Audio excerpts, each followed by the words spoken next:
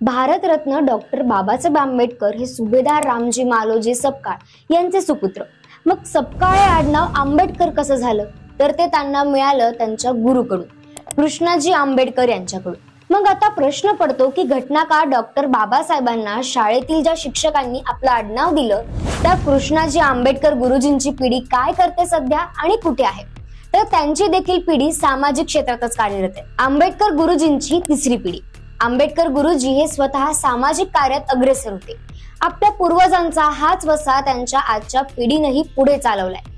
तसंच बाबासाहेब आणि आपले पणजोबा यांच्यामध्ये साताऱ्यातील शाळेतील गुरु शिष्यांच्या ऐतिहासिक आठवणी ते कायम सांगतात।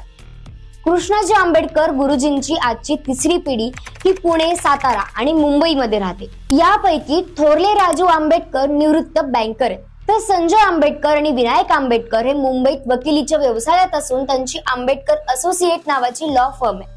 आंबेडकर गुरुजींची एक पिढी आजही साताऱ्यातील मंगळवार पेठेतील व्यंकटपुऱ्यात राहते, जिथे स्वतः गुरुजी राहायचे। बाबासाहेब आंबेडकर 1948 मध्ये मजूर मंत्री असताना स्वतः या घरी आपल्या गुरूंची भेट घ्यायला आले होते।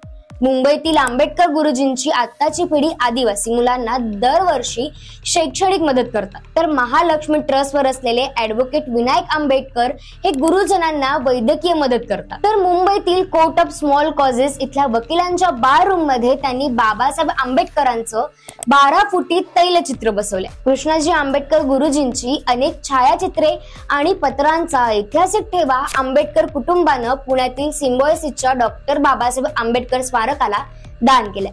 भारतरत्न डॉक्टर बाबासाहेब आंबेडकर यांच्या जयंतीनिमित्त मराठी मंडळीचा हा विशेष एपिसोड तुम्हाला कसा वाटला आम्हाला कमेंट करून नक्की सांगा आणि व्हिडिओ जास्तीत जास्त शेअर करायला अजिबात विसरू नका।